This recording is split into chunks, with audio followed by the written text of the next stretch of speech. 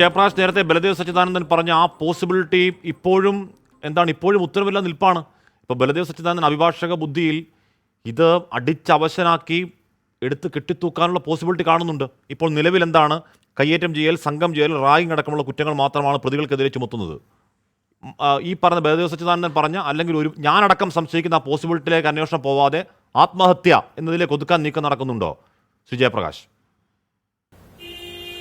ഇപ്പോൾ കേസ് അന്വേഷണം എങ്ങനെയാണ് പോകുന്നതെന്ന് ശരിക്കും പറഞ്ഞാൽ എനിക്കറിയില്ല. കാര്യമെന്ന് പറഞ്ഞാൽ അവർ ആത്മഹത്യയായിട്ട് ശ്രമിക്കുന്നുണ്ടോ അതും എനിക്കറിയില്ല. വ്യക്തമായ വിവരം കിട്ടിയില്ല. അതൊന്നാമത്തെ കാര്യം.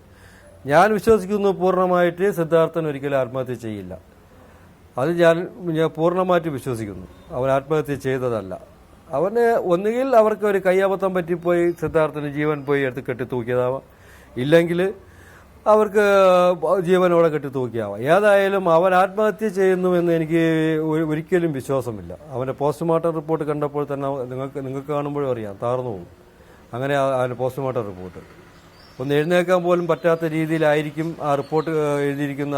അറിയാവുന്ന ഒരാൾ വായിച്ചിട്ട് ഡോക്ടേഴ്സും കുറിച്ച് ഞാൻ കാണിച്ചില്ല എൻ്റെ ബന്ധുക്കളെ, എനിക്ക് കാണിച്ചിട്ട് അത് വായിക്കാനുള്ള ശക്തിയില്ല. അവരാ പറയുന്നത് ഇത്രയും പരിക്ക് പറ്റിയ ഒരു മനുഷ്യ, ആണായാലും പെണ്ണായാലും, ആന്തരിക അവയവങ്ങൾക്ക് പരിക്ക് പറ്റിയ ഒരാൾക്ക് ആത്മഹത്യ ചെയ്യാൻ എന്ന് മാത്രമല്ല എഴുന്നേറ്റ് നിൽക്കാൻ പോലും പറ്റില്ല എന്നാണ് പറയുന്നത്. അതും മരിച്ചത് വെന്റിലേറ്ററിൽ തൂങ്ങിയ, ബാത്റൂമിലെ വെന്റിലേറ്ററിൽ.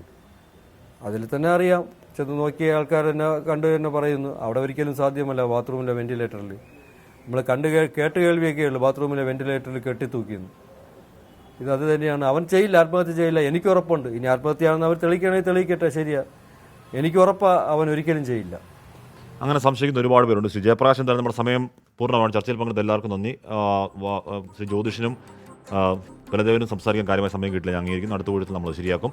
എന്തായാലും ഇപ്പോഴും സംശയങ്ങൾ അവിടെ ബാക്കിയാണ്. ഡീൻ അടക്കം ഒന്നും അറിഞ്ഞില്ല എന്നത് കേരളം എന്തായാലും വിശ്വസിക്കുന്നില്ല. ഈ പ്രതികൾക്ക് പുറത്തുനിന്ന് സഹായം കിട്ടിയിട്ടുണ്ടോ എന്ന അടക്കമുള്ള കാര്യങ്ങൾ അന്വേഷിക്കണം. ഏറ്റവും പരമപ്രധാനം, ആത്മഹത്യയാണോ കൊന്ന് കെട്ടിത്തൂക്കിയ തന്നെയാണോ എന്നുള്ളതിലുള്ള വ്യക്തത ഉണ്ടാവണം. ഈ ദിവസത്തെ ഈ പറഞ്ഞ വാർത്തയുടെ ചൂട് മാറിക്കഴിയുമ്പോഴേക്കും അതിൻ്റെ ചൂട് പോവരുത്. ഈ വാർത്ത ആദ്യം പുറത്തുവിട്ട് മാധ്യമം എന്നുള്ള നിലയ്ക്ക് ഉറപ്പായും ഇതിൻ്റെ പിന്നാലെ ഞങ്ങളുടെ മാധ്യമ ജാഗ്രതയുടെ കണ്ണുകൾ ഉണ്ടാകുമെന്ന് ജയപ്രകാശിൻ്റെ അച്ഛന് ഇന്നലെ അമ്മയ്ക്ക് ഉറപ്പ് കൊടുക്കുകയാണ്.